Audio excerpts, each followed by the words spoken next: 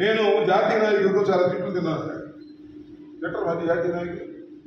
నువ్వేమో బీజేపీతో పొత్తులో ఉంటావు, చంద్రబాబుతో మాట్లాడతావు, చంద్రబాబు జైల్లో ఉంటేనేమో జైల్లోకి వెళ్ళి పలకరిస్తావు, పలకరించి బయటకు వచ్చి నేను చంద్రబాబు కలిసే పోటీ చేస్తున్నాం అని అంటావు.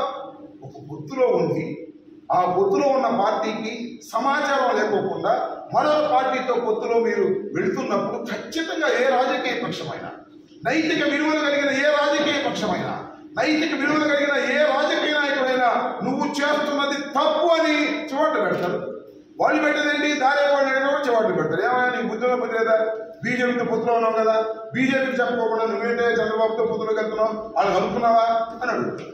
అందువల్ల అనేక చివాట్లు నువ్వు తిన్నా రాబోయే కాలంలో మరిన్ని చివాట్లు తినేటటువంటి పరిస్థితి కూడా ఏర్పడుతుందనే విషయాన్ని దయచేసి పవన్ కళ్యాణ్ గారు గమనించాలని ఈ సందర్భంగా నేను మనవి చేస్తున్నా. సరే, పవన్ కళ్యాణ్ గారికి ఇంతవరకు పొత్తు అన్నారు కానీ ఆ పొత్తు ఎక్కడ పొడిచిందో అర్థం కావట్లా, ఎన్ని సీట్లు ఇస్తారో అర్థం కావట్లా, ఈయన ఎన్ని పోటీ చేస్తాడో ఈయనకి అర్థం కావట్లా. అక్కడక్కడ భీముడిలోనే పోటీ చేస్తాను అంటున్నా అంట. మరి నిజమో కాదో తెలియదు, అఫీషియల్గా అనౌన్స్ చేయనటువంటి పరిస్థితి.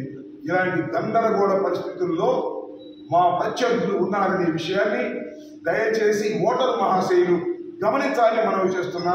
వాళ్ళు గందరగోళంలో ఉన్నారు, వాళ్ళు ఎన్ని సీట్లు తేల్చుకోలేని పరిస్థితిలో ఉన్నారు, ఎవరెక్కడ పోటీ చేయాలో కూడా తెలియనటువంటి పరిస్థితిలో ఉన్నారు, చంద్రబాబు నాయుడు గారు కూడా రెస్ట్ తీసుకునే పరిస్థితిలో ఉన్నారు. కాబట్టి టోటల్ గా తెలుగుదేశమే రెస్ట్ తీసుకోవాల్సినటువంటి పరిస్థితి ఏర్పడుతుంది. దానితో పాటు పవన్ కళ్యాణ్ గారు కూడా రెస్ట్ తీసుకునే పరిస్థితికి వచ్చిందని ఈ సందర్భంగా నేను చెప్పదలుచుకున్నాను.